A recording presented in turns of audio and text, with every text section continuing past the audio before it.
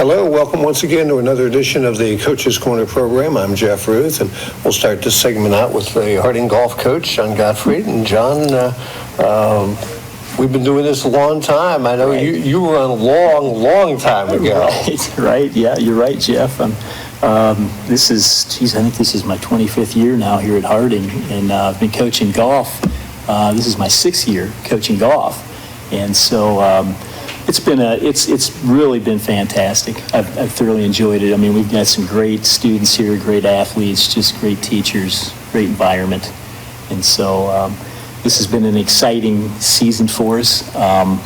We just finished the season a couple days ago. We had sectionals Tuesday at Darby Creek, and we didn't make it out as a team. But it's been, like I said, just an exciting and fantastic year this year. And I've got just a great bunch of student athletes and just an awesome bunch of parents that have been very supportive this year.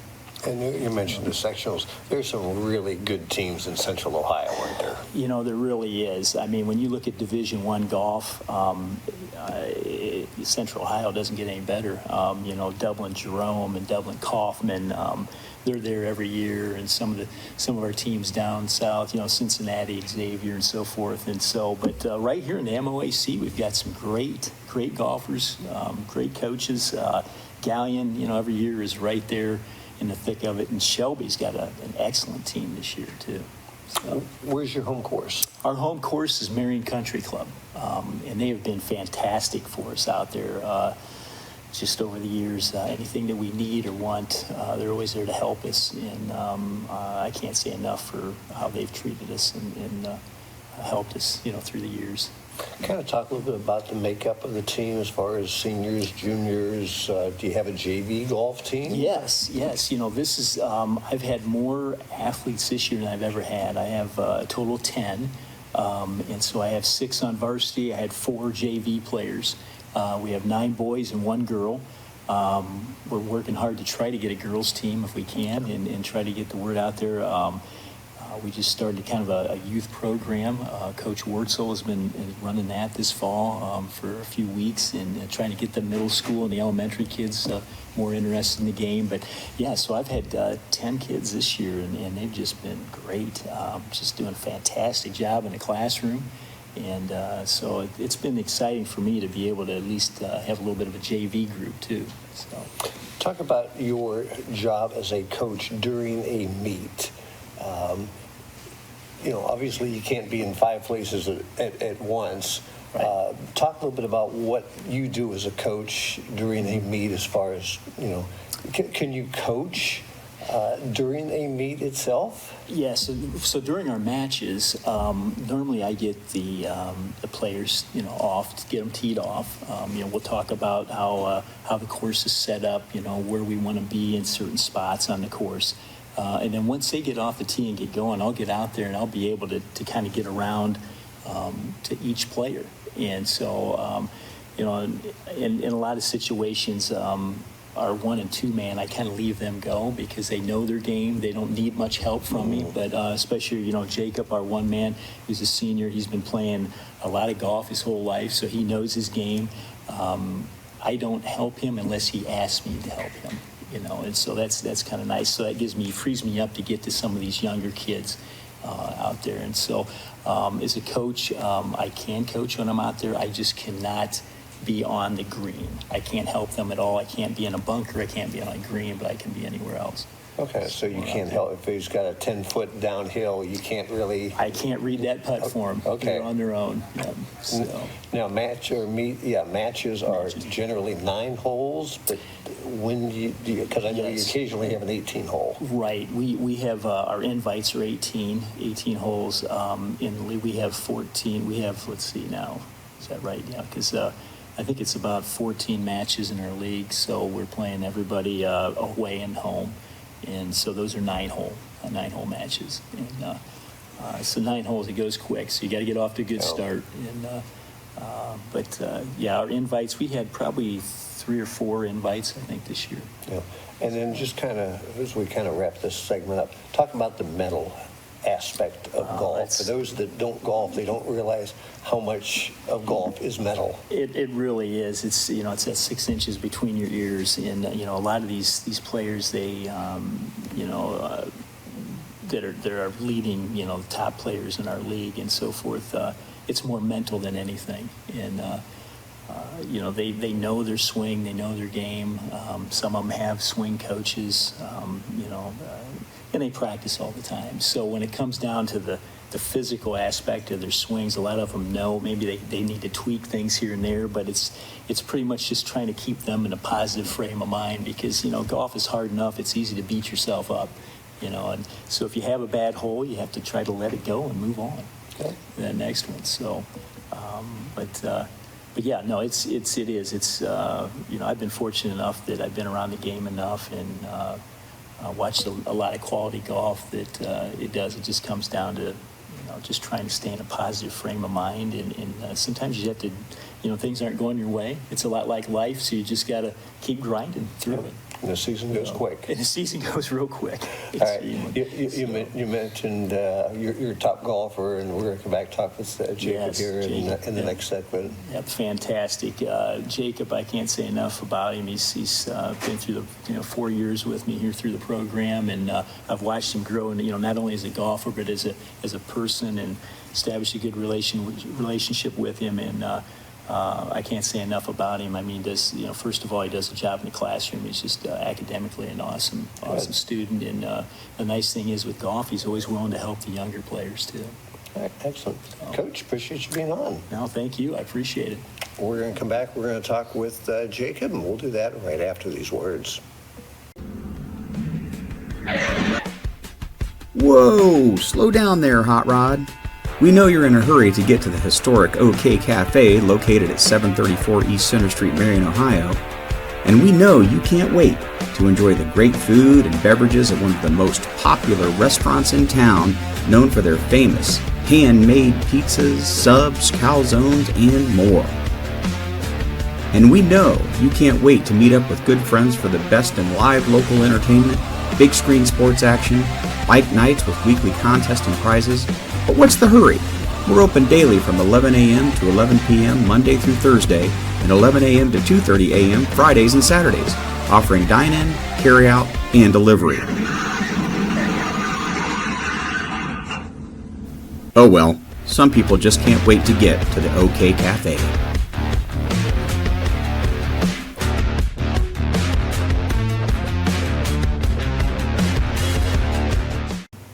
Once again, back on the Coach's Corner program, and Jacob Beachley joins me for this segment. Jacob, outstanding season. Really, you've had an outstanding career here at Marion Harding. Talk about your golf background. Did somebody encourage you to pick up the game of golf, and how long have you been playing? So I've been playing probably since, like your dad takes you out and, you just go hit the ball wherever. And so probably since I was a young kid. And then I started playing competitively since I was 12, and I've had a lot of people inspire me, so I can't really put one person there, but grateful to have my coach and all the other people who have helped me. And, yeah. When did you first realize that you had some talent and you could be pretty successful at golf? I won the first tournament I ever played in, and just kind of went from there, and I was told I had talent, and then kind of that also helps. So, what's your strength of your golf game? Probably my distance, long and lanky, so I hit the ball a lot farther than other people. And say mentally, like, things don't frustrate me. I don't get mad. Just kind of you have to be chill and keep an even temper throughout your round. So yeah. I've been playing golf for a long time, and sometimes you get up and the first guy, on the first tee will hit it 350 yards, but he hits it into the trees on the left side. If you hit it 350 yards, but you can't control it, that's not going to do your game any good at all. So how accurate of a golfer are you? I'd say I'm definitely not one of the most accurate, but it's like a baseball field. The longer you hit it, the more you're going to get offline. So being able to hit it farther, I'm able to hit a 3-wood or 4-iron off the tee, something that I can hit straight all the time compared to another kid where he needs to hit driver and give it all he has. So you can, as long as you do it right, you're going to have that advantage no matter what, even if you can't hit it the most straight. And that's where golf course management comes into Yes. play.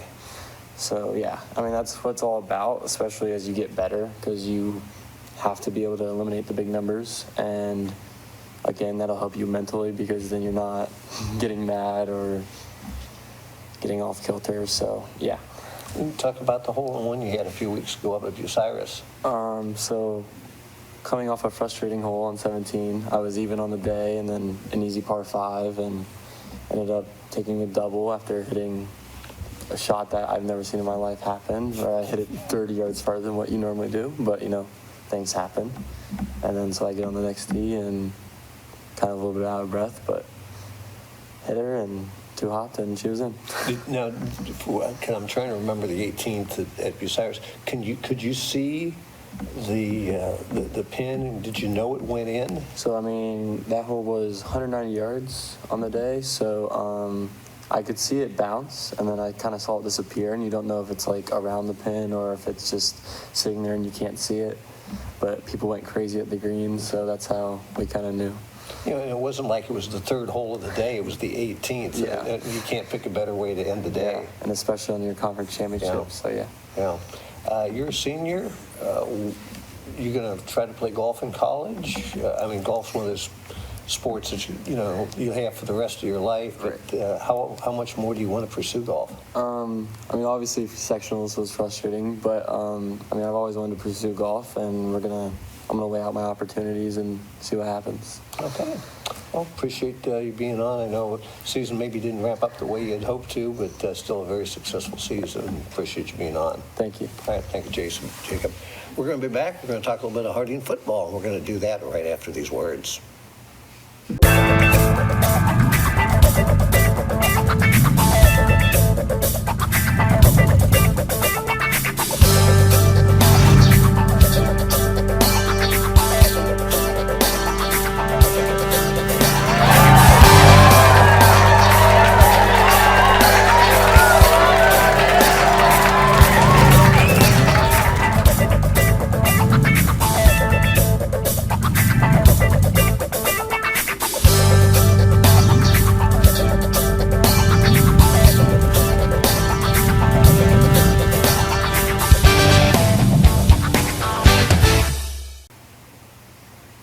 Once again, back on the Coach's Corner program, a couple of players we're going to talk to. Saxon Sharp to my left, and then to my far left is Alex Stokes.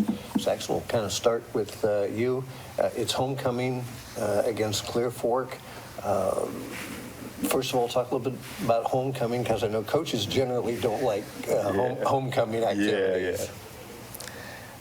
Yeah. I mean, the coaches, it's all about just like staying focused and pursuing the week like you would any other week. Mm-hmm. I mean, homecoming, there's always something going on that week, but I also think it's a bit of a positive thing for the players, because, it spices up the season, because, it's week 8 at this point in the season, and it's getting to that point where it's just kind of like you just want to clock in and get your work in, like you don't want, it's just kind of dragging out the season at this point. It's that rough point in the season, and I think the homecoming helps spice it up and gets the players a bit more excited for a game and gets them, sure there is a little bit of distraction, but regulated and get help out the players. So I've only seen Harding a couple times this year. I saw the Highland game a couple weeks ago, and I thought you played really well in that Highland game.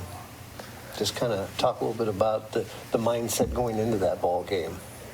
My mindset going into that game was just ball out, just play your best game that you possibly can, and just try to pull off whatever you could against them. It was a high-powered offense with Dane Newman, and we tried our best to stop them, and just go out there and just play your best game is what the mindset was. Try to pull off something, just believe in one each other on that field. Yeah. Talk a little bit about the position or positions that you play. Playing the left tackle, protecting Alex's blind side, so that's a pretty important job on the field. I feel like I do a decent job protecting him. He always tells me, Well, it's week 8 and he's still up, right? So you must be doing something I right. must be doing something. And playing on defense, they just throw me in. They put me in at nose, tackle, and they just throw me around everywhere there. And I kind of enjoy it because, I just get like a variety of looks. I just get to get licks in with their whole line. Like it's just fun getting to play up against so many different positions on the line, and and talking a little bit of smack to every single one of their players and getting to know them some throughout the game. It's just it's pretty fun getting to play just as much as variety as I get to. Yeah. Obviously the season hasn't gone like anybody had hoped to. Just kind of talk a little bit about, obviously a very good Clear Fork team coming in here Friday night. Just kind of talk a little bit about the mindset of the team at this point. Mindset of the team at this point is, you just got nothing to lose, really. I mean, you're coming into a game, the season has not gone the way you want it at all. And, I mean, it's just staying together as a team at this point, playing for one another, and trying to put something together that we can say that we were able to close out this season the way that we wanted it to be. Yeah, play the role of spoiler, hopefully. Yeah, especially, yes. All right, very good. Alex, kind of talk a little bit about your season in general, of course, quarterback, and, I know the season, as Saxon said, hasn't gone the way you have liked. I know there have been some good games, but some games just haven't gone well. The team, in general, I know a lot of the games, they've had a lot of penalties, which you really can't control. Yeah, we've had a lot of penalties. We have a lot of people getting hurt. We can't really do nothing about that. Can't really do nothing when you got to throw freshmen in there with no experience at all. It hurts us a lot. Going into the year, we knew there'd be a lot of young, kids, freshmen and sophomore. But Coach told me a couple weeks ago he can't remember a season where a team has ever had as many injuries as this team has. And it really goes back to week number 1. Yeah, that's just, I don't know. Can't really do nothing about it. Injuries happen, but I've never seen this many injuries before. Yeah. Have you stayed pretty healthy? Yeah, most part, yes. All right. Kind of talk a little bit about, with 3 games to go in the season, just kind of talk a little bit about, what you have to look forward to for the next 3 games. We only got 3 more games left, but we just try to make the best of it. Make the memories while you can. We only got 3 games left, and then we never get to play with these seniors again, so. Yeah, and the season, you go back to 2-a-days, and here we are, week 8 already. The season goes by really, really quick. Yeah, it does. Last year, I wasn't a starter, so I didn't really I didn't feel like how fast it went by. Really, got a goal, so, yeah. All right, well, continued success, not only against Clear Fork, but the following games. Appreciate you being on. Saxon, thanks for being on as well. Thank you. We'll be back with more on the Coach's Corner program right after these words. Welcome to Harding Telecom Digital Media. Unlike television, print, and radio media, which are all one-way communications, digital media creates an interconnected world of interactive communications that puts you in control of content creation and broadcasting. As a member of Harding Telecom, we have 3 ways of building your digital media skills. As an underclassman, you can take our semester-long class, Intro to Video Editing, where you'll be introduced to the latest hardware and software in digital media. Learn to create your own content with overlays, special effects, and audio processors. Your content will only be limited by your imagination. Telecom 1 is a year-long class that introduces you to the world of audio-video broadcast communications. Here you will learn how to operate video hardware and software, design sets, direct and produce events, and expand your editing capabilities broadcasting online and over our public access television channel. You will learn to produce daily news announcements and share your creations throughout our cable television and social media networks. Finally, Telecom 2 is our year-long class available for upperclassmen who have completed the prerequisite Telecom 1 class. Here you will produce and direct your own broadcast events. You will be put in charge of productions and lead other students through the introductory processes of media production. Many of our telecom graduates have gone on to study broadcast media in college and launched careers as television news and weather personalities, Emmy-winning editors for nationally syndicated television shows, and audio production engineers. So don't hesitate to schedule Harding Telecom Digital Media. Talk to your guidance counselor or see Mr. Mullins in room 201.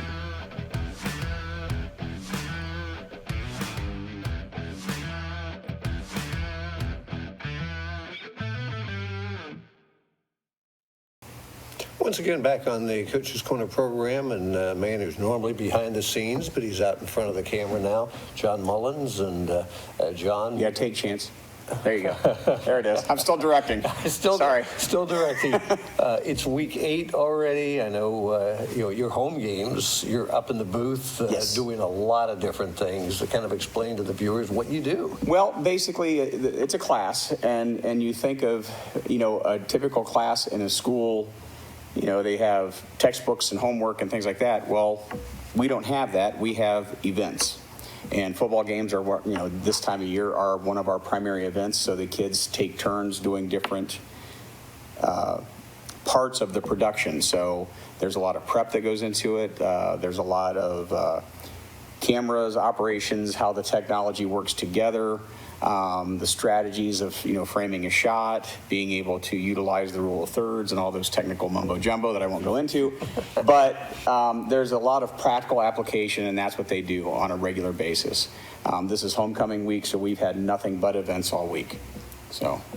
And Friday night, you'll be up in the booth, kind of coordinating and getting all the information out to the viewers. That want we want to. Eventually, we're going to get to the live streaming. There's been a glitch with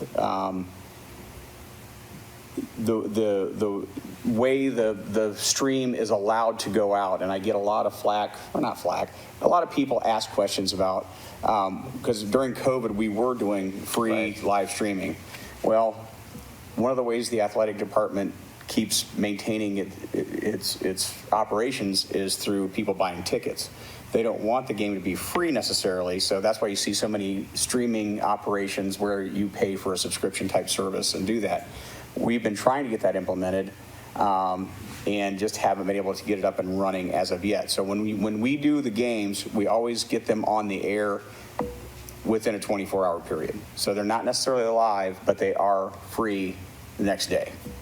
And I know you have a lot of late Friday nights, don't you? A lot of late Friday nights. Like I said, this week we've done, we had a pep assembly, we've got the homecoming ceremony, we had a bonfire last night.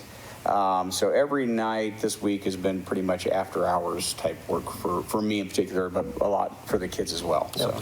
I know a lot of the schools do homecomings differently. When does Harding announce who the homecoming queen is? Tomorrow, we're recording this on a Thursday. So the Friday is when we have the actual ceremony. So the kids have already gone through 3 rounds of ballots. Is that correct? Where they'll have like the top 20 to the top 10. And this year we've actually got top 5 boys. So we're going to have a king and a queen for the first time ever, as far as I know. All right. So they'll announce it then during school tomorrow? During school, we'll have a ceremony at the end of the day. So we'll have a pep assembly scheduled once again. And then at the end of the day, they'll introduce the top 10 and then the court, which is the top 5. And out of those top 5 will be one of the king and queen. Okay, so tomorrow. But they won't crown them at the ceremony. Okay. They'll just announce them, and then the crowning will take place at halftime during the game. Okay. Yeah. So at 7 o'clock tomorrow evening, they will know who. They Yes. It just hasn't been official. It hasn't at been that officially recognized until the halftime show. Okay. Yeah. Very good. John, appreciate you coming on. Thanks for hanging in there with us. I know it's been a rough season all the way around. So, but we're getting through it, and at least I think we've been pretty steady with the show. I mean, we've been hitting them pretty regularly. We've had a couple of Thursdays instead of Wednesdays, Right. and so forth. But nothing like the last 2 years where it was just a mess. Yeah.